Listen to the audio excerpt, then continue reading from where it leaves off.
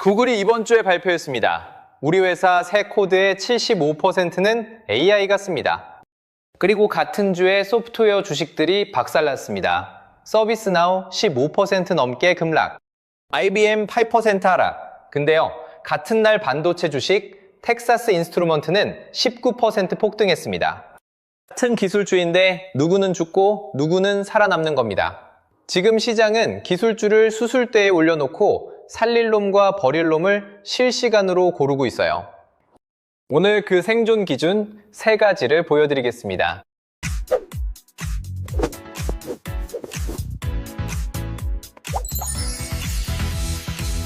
자, 본론으로 들어가기 전에 하나만 짚고 갈게요. 소프트웨어 회사의 해자가 뭔지 아시죠? 해자라는 게 뭡니까? 중세시대의 성 주변에 파놓은 물길이잖아요. 적이 쉽게 못 들어오게 막는 겁니다. 소프트웨어 회사의 해자는 전환 비용이었습니다. 한번 깔아놓으면 바꾸기가 너무 귀찮고 비싸고 위험한 거예요. 회사 전체가 그 소프트웨어에 맞춰서 업무 프로세스를 다 짜놨는데 이걸 갈아엎는다고요? 직원 재교육에, 데이터 마이그레이션에, 호환성 문제에 엄두가 안 나는 겁니다. 그래서 한번 들어가면 매년 구독료를 꼬박꼬박 내는 거고 그게 SaaS 비즈니스 모델의 핵심이었습니다. 근데요, 이 해자가 지금 무너지기 시작했습니다. 비유를 하나 들어볼게요. 여러분이 외국 여행을 갔는데 메뉴판이 전부 현지어로 돼 있습니다. 그래서 옆에 통역사를 고용했어요. 이 통역사가 매달 요금을 받습니다. 근데 어느 날 스마트폰에 실시간 번역기가 깔린 겁니다. 카메라 갖다 대면 메뉴판이 바로 한국어로 바뀌어요. 그 순간 통역사의 가치가 어떻게 됩니까? 사라지는 겁니다. 통역사가 나쁜 사람이어서가 아니에요. 기술이 그 사람의 존재 이유 자체를 없앤 거예요. 지금 AI가 소프트웨어 회사한테 하고 있는 일이 정확히 이겁니다. 순다르 피차이가 공개한 숫자를 다시 한번 볼게요. 구글 내부에서 새로 만들어지는 코드의 75%가 AI가 생성합니다. 이 변화의 속도가 핵심입니다. 2024년 10월에 25%, 2025년 가을에 50%, 올해 4월 클라우드 넥스트 무대에서 75%를 발표했습니다. 1년 반 사이에 비율이 3배로 뛴 거예요. 이게 구글 한 회사만의 이야기가 아닙니다. 마이크로소프트도 코파일럿을 정면 배치했고 메타도 내부 개발에 AI를 깊숙이 집어넣고 있습니다. 업계 전체가 같은 방향으로 가고 있는 겁니다. 이게 왜 소프트웨어 회사들한테 공포냐? 생각해보세요. 지금까지 기업들이 소프트웨어를 산 이유가 뭐였습니까? 직접 만들기엔 너무 복잡하고 비싸니까 남이 만든 걸 빌려 쓴 거잖아요. 그런데 AI가 코드를 써주기 시작하면 이 전제가 흔들리는 겁니다. 우리 회사에 딱 맞는 걸 AI한테 시키면 되는데 왜 범용 소프트웨어에 매년 구독료를 내야 합니까? 아직 그 수준까지는 시간이 걸리겠지만 시장은 미래를 먼저 반영합니다. 그리고 그 반영이 이번 실적 시즌에 폭발한 겁니다. 서비스나우를 보겠습니다. 솔직히 숫자만 보면 나쁘지 않았습니다. 1분기 매출 37억 7천만 달러, 전년 대비 22% 성장했고요. 구독 매출도 36억 7천만 달러로 시장 예상을 소폭 넘겼습니다. 연간 가이던스도 오히려 올렸어요. 157억 달러대로 상향 조정했습니다. 그런데 주가가 15% 넘게 빠졌습니다. 연초 대비로는 33%가 증발한 상태예요. 두 가지가 겹쳤습니다. 첫째, 이란 전쟁으로 중동 대형 온프레미스 계약이 지연되면서 구독 성장률에 75 베이시스 포인트 역풍이 불었습니다. CFO가 직접 지정학적 환경에 대한 보수적 판단을 가이던스에 반영했다고 말했어요. 둘째가 더 중요한데 77억 5천만 달러짜리 사이버 보안 회사 아르미스 인수를 바로 이번 주에 완료하면서 올해 영업마진과 잉여 현금흐름 마진에 부담이 생긴다는 겁니다. 그러니까 시장이 겁먹은 건 이번 분기 실적이 아니라 앞으로 이 회사의 성장 품질이 흐려질 수 있다는 시그널이었던 겁니다. IBM도 같은 날 실적을 발표했는데 비슷한 패턴이 나왔습니다. 1분기 매출 159억 2천만 달러, 전년 대비 9% 성장, EPS도 시장 예상을 10센트 넘게 이겼습니다. 소프트웨어 매출은 11% 늘었고 인프라도 15% 뛰었습니다. 숫자만 보면 박수 칠 만한 실적이에요. 그런데 주가가 8% 가까이 빠졌습니다. 이유는 연간 가이던스를 올리지 않은 겁니다. CFO가 직접 말했어요. 우리가 1분기에 가이던스를 올린 적은 한 번도 없다고 신중하게 운영하겠다는 뜻이었는데 시장은 다르게 읽었습니다. AI 시대에 확신이 없으니까 못 올린 거 아니야? 라고 해석한 거예요. 게다가 IBM은 2월에 엔스로픽이 AI로 코볼 코드를 현대화할 수 있다고 발표했을 때 하루 만에 13% 넘게 빠진 트라우마가 있습니다. 2000년 이후 최악의 하루였어요. 코볼이 뭐냐면 IBM 메인프레임에서 돌아가는 오래된 프로그래밍 언어인데 이걸 AI가 대체할 수 있다는 말에 시장이 기겁한 겁니다. 이번 실적에서도 레드의 리눅스 매출 성장이 둔화됐다는 점까지 겹치면서 공포가 다시 터졌습니다. 아니 솔직히 이 두 회사 다 숫자 자체가 붕괴한 건 아니거든요. 서비스나우도 가이던스를 올렸고 IBM도 비트를 했습니다. 그런데도 크게 맞았습니다. 시장은 지금 현재 실적표가 아니라 AI가 앞으로 이 회사들의 가격 결정력과 인력 구조를 얼마나 바꿔놓을지 그 미래의 성적표를 채점하고 있는 겁니다. 지금 시장의 공포는 실적 쇼크가 아닙니다. 가이던스 쇼크, 그리고 멀티플 쇼크입니다. 소프트웨어는 박살이 나는데 반도체는 축포를 쏘는 거예요. 시장이 기술주 안에서 칼로 선을 긋고 있다는 뜻입니다. 근데요, 여기서 반전이 있습니다. 누군가한테는 사형 선고인 이 AI가 다른 누군가한테는 방탄조끼가 되고 있거든요. 그 차이를 가르는 기준, 지금부터 보여드리겠습니다. 자, 지금부터가 오늘 영상의 핵심입니다. 저는 이번 실적 시즌을 보면서 시장이 기술주를 분류하는 기준이 딱 3가지로 수렴하고 있다는 걸 느꼈습니다. 앞에서 트리아지라고 했잖아요. 수술대에 올려놓고 이 회사는 살린다, 이 회사는 후순이다, 실시간으로 나누고 있는 겁니다. 그 기준 3가지를 하나씩 보겠습니다. 첫 번째 기준, 이 회사는 코드를 파는가, 컴퓨팅 자원을 파는가. 이게 가장 근본적인 분기점입니다. AI가 코드를 쓰면 코드를 파는 회사는 위협받습니다. 앞에서 봤잖아요. 그런데 AI가 코드를 쓰려면 뭐가 필요합니까? 엄청난 컴퓨팅 파워가 필요합니다. CPU가 돌아가야 하고 데이터 센터가 있어야 하고 클라우드 인프라가 깔려 있어야 합니다. 그러니까 AI가 코드를 많이 쓸수록 컴퓨팅 자원에 대한 수요는 오히려 폭증하는 겁니다.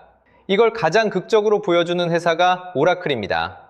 최근 분기 수주잔고, 즉 RPO가 5,530억 달러로 전년 대비 3,025% 폭증했고요. 클라우드 인프라 매출은 49억 달러로 전년 대비 84% 뛰었습니다. 메리 앨리슨이 실적 콜에서 뭐라고 했냐면 AI 인프라 수요가 공급을 계속 초과하고 있다고 했습니다. 같은 소프트웨어라는 카테고리 안에 있는데 서비스나우는 15% 넘게 빠지고 오라클은 사상 최대 수주를 찍고 있습니다. 뭐가 다릅니까? 서비스나우는 워크플로우 자동화라는 코드를 팔고 오라클은 그 코드가 돌아가는 땅을 팔고 있는 겁니다. 골드러시 때 금 캐는 사람보다 곡괭이 파는 사람이 돈을 벌었다는 말 있잖아요. 지금 AI 시대의 곡괭이가 클라우드 인프라입니다. 텍사스 인스트루먼트도 같은 맥락이에요. 1분기 EPS가 시장 예상을 24% 넘겼고 2분기 가이던스도 매출 52억 달러를 제시하면서 산업용과 데이터 센터 수요가 강하다고 했습니다. 소프트웨어가 무너지던 바로 그날 이 주식은 19% 올랐어요. 시장이 보내는 메시지가 명확합니다. 코드 위가 아니라 코드 아래에 돈을 넣으라는 겁니다. 두 번째 기준으로 넘어갑니다. AI가 이 회사의 비용을 줄여주는가 아니면 매출을 늘려주는가. 같은 AI 수혜주라고 해도 AI가 비용 절감 도구로만 작동하는 회사와 AI가 새로운 매출을 만들어주는 회사는 주가의 궤적이 완전히 다릅니다. 알파벳을 보세요. 구글 클라우드 매출이 직전 분기 기준 177억 달러로 전년 대비 48% 성장했습니다. 연 환산하면 700억 달러가 넘어요. 수주 잔고도 2,400억 달러로 전분기 대비 55%나 늘었고요. 여기서 핵심은 이겁니다.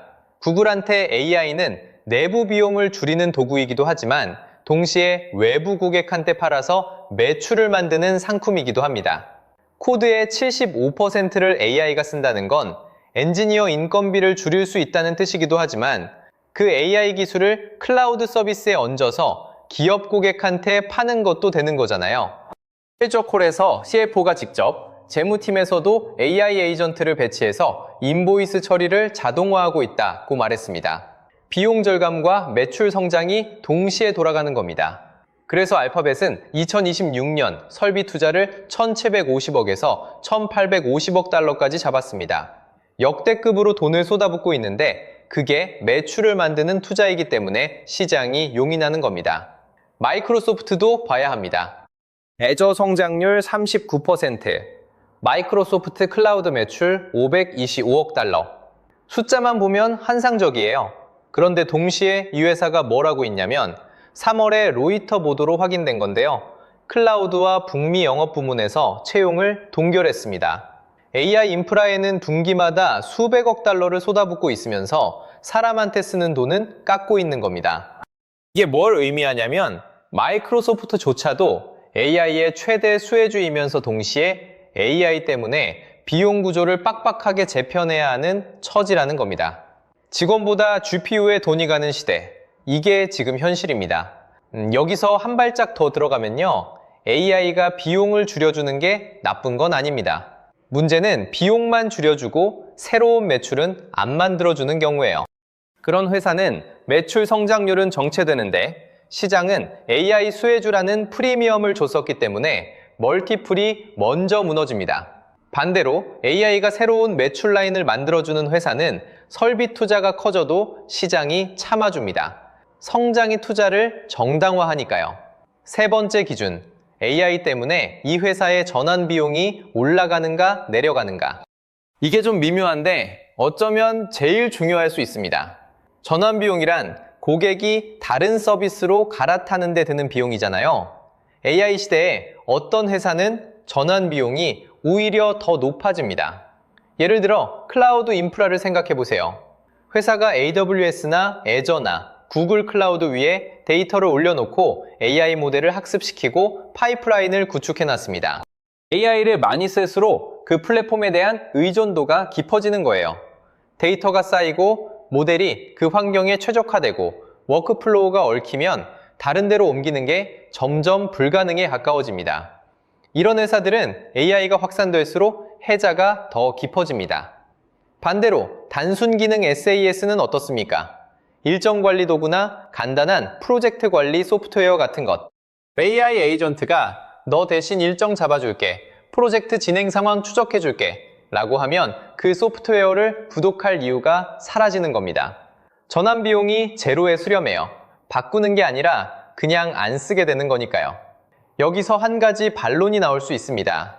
서비스나우는 단순 기능 SaaS가 아니지 않나?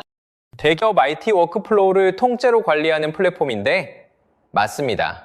서비스나우는 기능만 파는 회사가 아니에요. 실제로 AI 제품 포트폴리오만 해도 올해 10억 달러를 넘길 전망이고 500만 달러 이상 대형 계약 건수가 전년 대비 80% 가까이 늘었습니다. 연초 대비 33% 빠진 상태에서도 CRPO가 시장 예상을 넘긴 건 이 회사의 저력이에요. 그래서 서비스나우가 죽는다는 이야기는 아닙니다. 다만 시장이 지금 이 경계를 매우 예민하게 그으려 하고 있다는 거예요.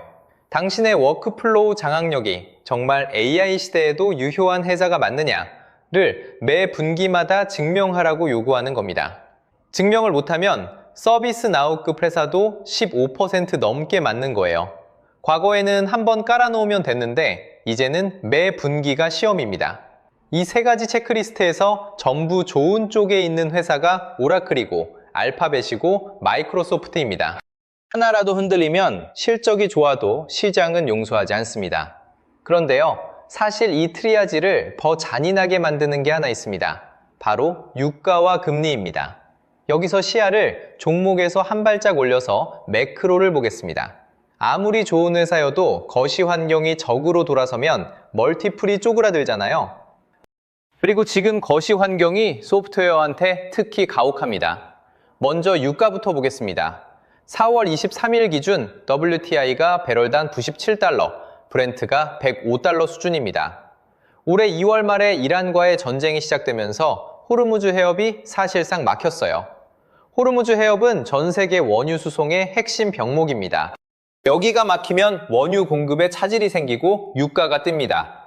CNBC에 따르면 전쟁 전 브렌트가 72달러 수준이었는데 전쟁 개시 후 한때 120달러까지 치솟기도 했습니다. 지금은 그보다는 내려왔지만 여전히 100달러를 넘나들고 있어요. 트럼프 대통령이 4월에 휴전을 무기한 연장하긴 했지만 이란 항구에 대한 해군 봉쇄는 유지 중이라서 불확실성이 계속되고 있습니다. 유가가 오르면 에너지 회사 주가가 올라가는 건 직관적입니다. 그런데 유가가 소프트웨어 주식에 왜 타격을 주냐? 이 연결고리를 이해해야 합니다. 순서가 이렇습니다. 유가 상승은 물가를 끌어올립니다. 기름값이 오르면 운송비가 오르고 원자재 가격이 오르고 결국 소비자 물가까지 전이됩니다.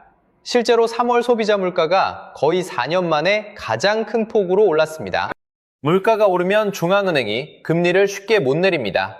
금리가 높은 상태가 길어지면 성장주의 멀티플이 압박을 받습니다. 이게 왜 그런지 쉽게 설명해 드릴게요. 성장주라는 건 지금 당장 돈을 많이 버는 게 아니라 미래에 돈을 많이 벌 거라는 기대로 비싸게 거래되는 주식이잖아요. 먼 미래에 받을 돈을 오늘 가치로 환산할 때 금리가 높으면 할인이 많이 됩니다. 같은 약속어 의미라도 이자율이 높은 세상에서는 가치가 줄어드는 것과 같은 원리예요. 소프트웨어 주식이 대부분 성장주입니다. 미래의 구독료 수익을 멀리까지 내다보고 가치를 매기는 건데 금리가 안 내려가면 그 먼 미래의 수익이 오늘 기준으로 덜 가치 있어지는 겁니다. 그러면 지금 물가 상황이 어떤지 보겠습니다. 이번 주에 나온 S&P 글로벌 4월 플래시 PMI를 보면요. 종합 PMI가 52.0으로 반등했습니다. 제조업 PMI도 54.0으로 예상을 넘겼고요. 경기 자체는 버티고 있다는 뜻이에요. 그런데 문제는 물가 지표입니다. 기업들이 고객한테 부과하는 가격을 나타내는 산출 물가 지수가 거의 4년 만에 최고치를 찍었습니다. 전쟁 때문에 공급망 배송이 지연되면서 부품 공급 시간이 2022년 8월 이후 가장 길어졌어요. 모건 스탠리 수석 이코노미스트 마이클 게이퍼는 이 산출 물가 지수는 핵심 상품 인플레이션과 상관관계가 가장 높다고 경고했습니다. 기업들이 올라간 비용을 소비자한테 전가하고 있는 겁니다. 여기에 노동시장을 보면요. 신규 실업수당 청구 건수가 21만 4천 건입니다.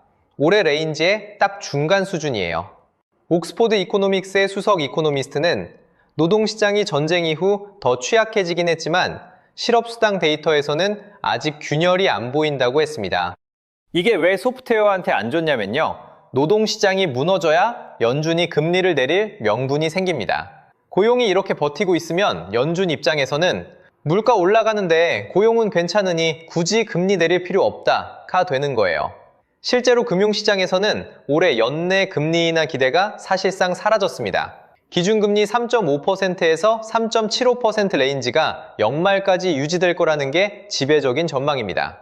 경기는 버티는데 물가는 다시 올라간다. 이 조합이 소프트웨어한테 최악인 이유가 뭐냐면요. 경기가 무너지면 연준이 금리를 내려서라도 경기를 살리려 할 테니까 성장주한테 숨통이 트일 수 있습니다. 그런데 경기가 버티면서 물가만 올라가면 금리를 내릴 이유가 없어요. 성장주 멀티플이 계속 눌려 있는 겁니다. 특히 고멀티플 사스 주식이 직격탄을 맞는 환경이에요. 여기서 재밌는 게 하나 있습니다. 같은 매크로 환경에서도 AI 인프라 투자는 안 죽었다는 겁니다. 최근 발표된 2월 핵심 자본재 주문이 전월 대비 0.6% 증가했어요. 핵심 자본재가 뭐냐면 항공기 같은 변동성 큰 품목을 빼고 기업이 실제로 설비 확장을 위해 주문하는 장비들입니다. 유가가 치솟고 물가 불안이 커지는 와중에도 기업들은 데이터 센터와 AI 설비에 계속 돈을 넣고 있다는 뜻입니다. 알파벳이 설비 투자를 1,850억 달러까지 잡은 것도 같은 맥락이고요.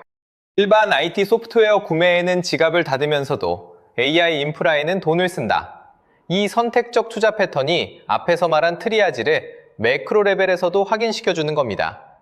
유가 올라가고 물가 올라가고 금리 못 내리고 이 3중 압박이 성장주 전체를 누르는데 그 안에서도 실적으로 증명되는 인프라와 반도체는 방어가 되고 미래 기대치로만 버티는 고멀티플 사스는 더 세게 맞습니다. 매크로가 트리아지를 가속시키고 있는 거예요. 자, 여기까지 왔으면 종목 분석도 했고 기준도 세웠고 매크로도 봤습니다. 이 모든 걸 종합해서 지금 투자자가 자기 자신에게 던져야 할 질문이 딱 하나 있습니다. 그 질문은 이겁니다. 내가 가진 이 회사는 AI의 통행료를 받는 쪽인가? 아니면 AI한테 일자리를 뺏기는 쪽인가? 이 한 문장으로 갈립니다. 통행료라는 표현을 좀 풀어드릴게요. 고속도로를 생각해 보세요. 고속도로 위에서 장사하는 휴게소 식당은 교통량이 줄면 매출이 빠집니다. 그런데 고속도로 자체를 소유하고 통행료를 받는 회사는 차가 많이 다니든 적게 다니든 도로를 쓰는 한 돈이 들어옵니다. 오히려 차가 더 많아지면 통행료 수입이 늘어나죠.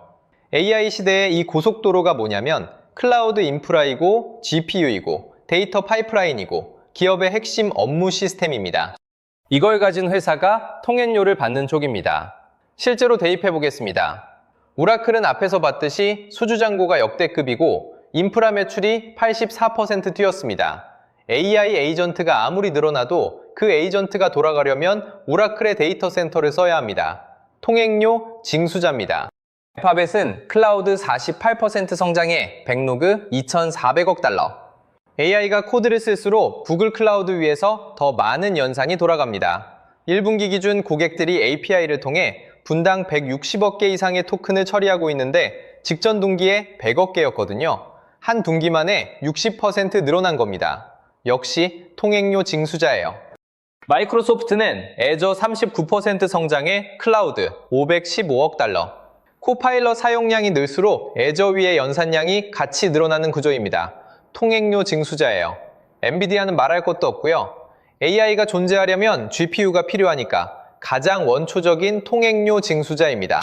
반대쪽을 보면요. AI가 그 소프트웨어의 기능 자체를 해줄 수 있는 회사들입니다. 코드가 상품인데 AI가 코드를 쓰는 세상이 오면 그 상품의 희소성이 사라지는 거예요. 단순 기능 SaaS가 여기에 해당합니다. 그리고 그 사이 어딘가에 서비스나우나 IBM 같은 회사가 있습니다.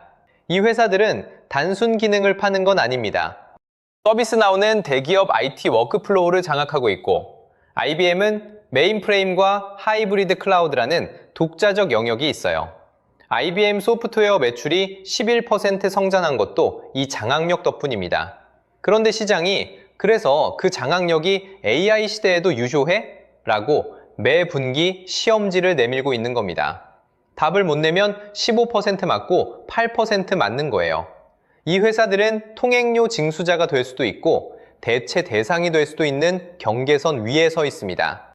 그리고 그 경계선에서 한쪽으로 확실히 건너가는 순간이 바로 주가의 방향이 결정되는 순간입니다. 그래서 지금 투자자가 해야 할 일은 간단합니다. 매 포트폴리오에 있는 기술주를 하나씩 꺼내서 이 질문을 던져보는 겁니다. 이 회사는 AI의 통행료를 받는가? 아니면 AI가 이 회사의 일을 배신할 수 있는가? 전자에 확실히 속하면 지금 매크로 압박이 와도 버틸 가능성이 높습니다. 후자에 가깝거나 경계선 위에 있다면 매분기 실적이 증명의 기회이자 위기가 됩니다. 자, 오늘 정리하겠습니다. 지금 기술주에서 벌어지고 있는 건 단순한 실적 시즌이 아닙니다.